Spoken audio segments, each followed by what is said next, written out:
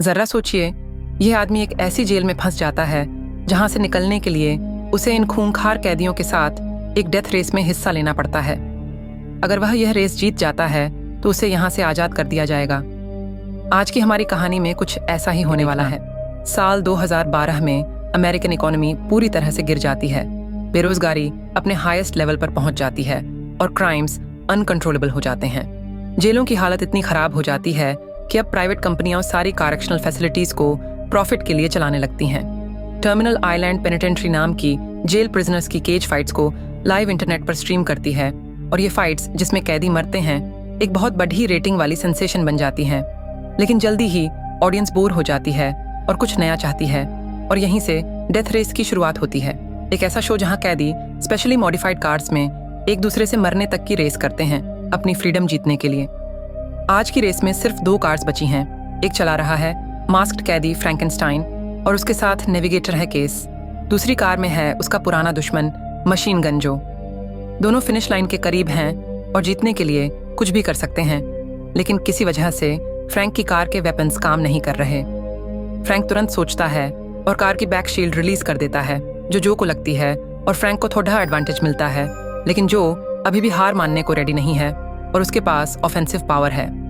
Case जानती है कि जो उन्हें खत्म कर देगा और बाहर निकलना चाहती है, लेकिन फ्रैंक जो को जीतने नहीं देना चाहता, तो केस खुद को कार से बाहर इजेक्ट कर देती है और उसी पल फ्रैंक फिनिश लाइन पार करता है, जबकि जो उसकी कार पर गोली चलाता है। फ्रैंक जीतता है, लेकिन एक्सप्लोजन भी होता है। कुछ दिन बाद एक इंडस्ट्रियल वर्कर और एक्स कॉन्विक्ट जेनसन एम्स को पता चलता है कि जिस स्टील मिल में वो काम करता है वो बंद होने वाली है और वर्कर्स को पूरी पेमेंट भी नहीं मिल रही। वर्कर्स गुस्से में आ जाते हैं और तभी एंटी रायट पुलिस आकर छोटी छोटी बातों पर उन्हें पीटना शुरू कर देती है। अपने साथियों को चोट खाते देख जेनसन भी लड़ाई में कूद जाता है और कुछ पुलिस वालों को मारता है। जब वो रात को घर पहुंचता है तो वाइफ को हेलो बोलता है और बेबी को देखने ऊपर जाता है। तब तक एक मास्क्ड आदमी मौका पाकर घर में घुस आता है और उसकी पत्नी की हत्या कर देता है। जब जेनसन वापस किचन में आता है, वो आदमी उसे बेहोश कर देता है, मर्डर वेपन उसके हाथ में रखता है और अपने ग्लव्स पहने हाथ से गन वाली जेस्चर करके चला जाता है। थोड़ी देर बाद जेनसन होश में आता है और पुलिस उसे उसकी वाइफ की हत्या के लिए अरेस्ट कर लेती है।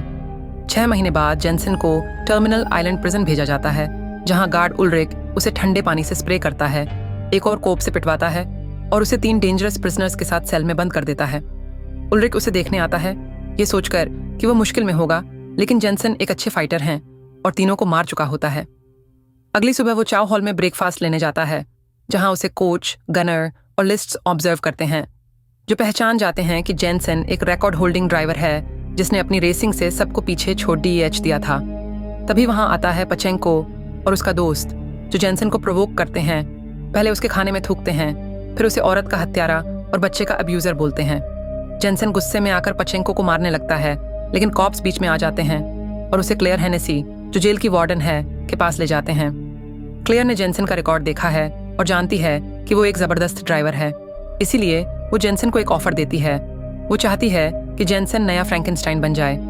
असली फ्रैंकेनस्टाइन पिछले रेस के बाद ऑपरेशन टेबल पर मर चुका है, लेकिन किसी को ये बात नहीं पता, तो कोई भी मास्क पहनकर उसकी जगह ले सकता है। फ्रैंक ऑडियंस का फेवरेट था और एक इंस्पायरिंग लेजेंड भी। इसी वजह से हेनेसी नहीं चाहती कि दुनिया को पता चले कि वो मर चुका है। उसे उस लेजेंड की जरूरत है ताकि रेटिंग्स वापस आ सकें, जो फ्रैंक की मौत के बाद बहुत गिर चुकी हैं। रूल के हिसाब से अगर कोई 5 रेसेस जीत लेता है तो उसे फ्रीडम मिल जाती है और फ्रैंकेनस्टाइन पहले ही 4 जीत चुका था। मतलब जेनसन को बस एक और रेस जीतनी है। जेनसन अभी भी अनश्योर है कि क्या उसे अपनी जान खतरे में डालनी चाहिए या नहीं, लेकिन हेनेसी उसे धमकी देती है कि अगर उसने मना किया तो उसे अकेली जेल यानी सॉलिटरी कन्फाइनमेंट में डाल देगी, ताकि वो किसी को उसका सीक्रेट ना बता सके। अब जेनसन के पास कोई और रास्ता नहीं होता तो वो मान जाता है। इसके बाद उसे जेल की ऑटो शॉप में ले जाया जाता है, जहां उसकी मुलाकात कोच और उसकी टीम से होती है, जो फ्रैंकेनस्टाइन की कार के मैकेनिक्स हैं और जेनसन को बेसिक चीजें समझाएंगे। हर टीम का अपना अलग पिट होता है और कोई भी किसी की मदद नहीं करता। एक बहुत बड़ी शॉप भी है जहां हेनेसी 1 महीने से कुछ सीक्रेट बना रही है। सिर्फ उसकी टीम और कुछ गार्ड्स को पता है कि जेनसन असली फ्रैंकेनस्टाइन नहीं है, क्योंकि हेनेसी का जेल पर पूरा कंट्रोल है। फिर कोच उसे वो कार दिखाता है जो उसे चलानी होगी, एक मॉडिफाइड मास्टंग V8 फास्टबैक। इसमें बहुत सारे डिफेंसिव और ऑनफेंसिव गैजेट्स होते हैं लेकिन रेस वाले दिन तक इसमें एमो नहीं डाला जाता ताकि कोई कैदी इसका इस्तेमाल भागने के लिए ना कर सके। वैसे भी भागना ऑलमोस्ट इम्पॉसिबल है क्योंकि ये जेल एक आइलैंड पर है और बाहर निकलने का एक ही रास्ता है, अ स्मॉल ब्रिज, जो जैसे ही कोई एस्केप ट्राई करेगा पुलिस कार्स और हेलीकॉप्टर्स से भर जाएगा। जब जेनसन को कार की सारी जानकारी मिल जाती है तो वो और उसकी टीम जेल के बैकयार्ड में बात करते हैं। रेस के 3 स्टेजेस होते हैं। पहले 2 में जितने ओपोनेंट्स को हटा सके उतना बेहतर, और तीसरे में बस स्पीड चाहिए फिनिश लाइन तक पहुंचने के लिए। हर ड्राइवर के साथ एक नेविगेटर होता है जो लड़कियां होती हैं और विमेंस फैसिलिटी से लाई जाती हैं। जो इस रूल का एक्सेप्शन है वो लड़कियों की जगह अपने ही टीम मेट को नेविगेटर बनाता है क्योंकि वो लड़कियों को बहुत जल्दी बदल देता है और ऑडियंस को वो चीज़ अनकंफर्टेबल लगती है। अब लिस्ट्स जेनसन को बाकी इंपॉर्टेंट ड्राइवर्स के बारे में बताता है जो सभी उनके साथ यार्ड में हैं। 14,000 जो एक ट्रायड मेंबर है और MIT ग्रेजुएट भी। हेक्टर ग्रिम एक सर्टिफाइड साइकोपैथ, स्लोवोपचेंको आर्यन ब्रदरहुड का लीडर, और ट्रेविस कोल्ट एक डिस्ग्रेस्ड एक्स नैस्कार सुपरस्टार। अचानक उनकी बात बीच में रुक जाती है जब जो और उसकी टीम आकर जेनसन को इंसल्ट करती है और फ्रैंकेनस्टाइन के लिए एक मैसेज छोड़ देती है कि ये रेस सिर्फ उन दोनों के बीच है। तभी एक वैन कुछ कैदियों को वापस लाती है जो बाहर काम कर रहे थे और जेनसन देखता है कि उनकी कलाई पर GPS ट्रैकिंग ब्रेसलेट्स हैं। उसे याद आता है कि उसकी बीवी का हत्यारा भी ऐसा ही ब्रेसलेट पहने था। जब पहली रेस स्टेज का दिन आता है तो जेनसन को फ्रैंक के क्लॉथ, मास्क और यहाँ तक कि उसकी रिंग भी दी जाती है पहनने के लिए, और उसकी सिर्फ मौजूदगी से ही शो के पुराने व्यूअर्स वापस आ जाते हैं। कोच उसे कहता है कि बाकी ड्राइवर से बात मत करना क्योंकि फ्रैंक कभी किसी से नहीं बोलता था, लेकिन जेनसन मास्क कार के अंदर उतार सकता है क्योंकि कार की विंडोज मिरर्ड ग्लास की होती हैं और केस को भी उसका सीक्रेट पता है। तैयार होते वक्त जेनसन केस से पूछता है कि वो जेल में क्यों है, तो वो एडमिट करती है कि उसने एक कोप को मार दिया था क्योंकि वो एक बहुत खराब हस्बैंड था। रेस कुछ ही पल में शुरू हो जाती है और क्योंकि वेपन्स तब तक एक्टिवेट नहीं होते जब तक सेकंड लैप शुरू ना हो जाए, शुरुआत थोड़ी कम वायलेंट होती है, लेकिन फिर भी ड्राइवर्स एक दूसरे को ट्रैक से बाहर करने की कोशिश करते रहते हैं। केस को एरिया की अच्छी नॉलेज होती है जिसकी वजह से जेनसन सीधे जो के सामने आ जाता है, और जब केस उसे एक शॉर्टकट दिखाती है तो वो जो को पीछे छोड़कर फर्स्ट प्लेस पर पहुंच जाता है। तभी हेनेसी शील्ड और वेपन्स को ऑन कर देती है जो जमीन में मैन होल्स होते हैं। ड्राइवर्स को अपनी कार के चारों व्हील्स लेकर उन पर से गुजरना होता है ताकि गैजेट्स एक्टिवेट हो सकें। जल्द ही ट्रैक पर गोलीबारी शुरू हो जाती है और जब हेनेसी डेथ हेड्स भी एक्टिवेट करती है तब ग्रिम एक छोटे ड्राइवर को मार देता है उसकी कार को डेथ हेड से टकराकर। वो जो की कार पर ऑयल डालकर उसे पीछे कर देता है, लेकिन फिर 14,000 उसे मिसाइल मारकर ट्रैक से बाहर कर देता है और जो उसे कुचल देता है जिससे ग्रिम रेस से बाहर हो जाता है। वहीं दूसरी तरफ जेनसन भी वेपन्स एक्टिवेट कर देता है, लेकिन उसकी मशीन गन अटक जाती है। तब केस कार के बॉनेट पर चढ़ जाती है उसे ठीक करने के लिए, जिससे बाकी सब बुलेट्स उसी पर चलाने लगते हैं। लेकिन जेनसन अपनी ड्राइविंग स्किल्स से सबको डॉज कर लेता है और केस वापस पैसेंजर सीट पर सेफली आ जाती है। जेनसन कोल्ट से एक डिफेंस वाला मैन होल चुरा लेता है, लेकिन जैसे फ्रैंक के साथ हुआ था उसके डिफेंस सिस्टम्स काम नहीं करते और रियर शील्ड भी अब ज्यादा देर नहीं टिकेगा। तभी जेनसन तुरंत एक प्लान सोचता है। वो केस को कहता है नेपाल्म को अनहुक करे और उसकी गोद में बैठ जाए, जिससे वो उसका चेयर नेपाल्म के साथ लॉन्च कर सके। नेपाल्म सीधा कोल्ट की कार पर गिरता है और केस उस कार के लाइटर को फेंक कर उसे आग लगा देती है, जिससे कोल्ट रेस से बाहर हो जाता है। कोल्ट के जाते ही जेनसन फिर जो के आमने सामने आ जाता है, लेकिन तभी उसे पचेंको डिस्ट्रैक्ट कर देता है। वो वही हैंड जेस्चर करता है जो उस आदमी ने किया था जिसने उसकी वाइफ को मारा था। जो इस डिस्ट्रैक्शन का फायदा उठाकर जेनसन की कार को पीछे धकेल देता है और जेनसन आखिरी नंबर पर आ जाता है, जबकि पचेंको फर्स्ट प्लेस ले जाता है। अब तक 3 ड्राइवर्स मर चुके हैं और 6 बाकी हैं सेकंड स्टेज के लिए। रेस के बाद कोच और उसकी टीम जेनसन की कार चेक करते हैं और पाते हैं कि गैजेट्स ठीक से काम कर रहे हैं, तो समझ नहीं आता कि वो रेस के वक्त क्यों नहीं चले। जेनसन फिर हेनेसी से मिलने जाता है और कहता है कि अब वो और रेस नहीं करेगा क्योंकि उसे पता चल गया है कि उसकी बीवी को पचेंको ने मारा था और ये सब एक सेटअप था ताकि हेनेसी फ्रैंक की जगह एक नया ड्राइवर ला सके। हेनेसी ये मानती नहीं है, लेकिन उसे उसकी बेटी की फोटो और उसका फॉस्टर होम दिखाती है और याद दिलाती है कि अगर वो अपनी बेटी को फिर से देखना चाहता है तो उसे इस गेम में बने रहना होगा। कुछ ना कर पाने के कारण जेनसन वापस यार्ड में जाता है, जहां वो कोच से बात करता है और पूछता है कि वो नंबर क्यों नहीं पहनता।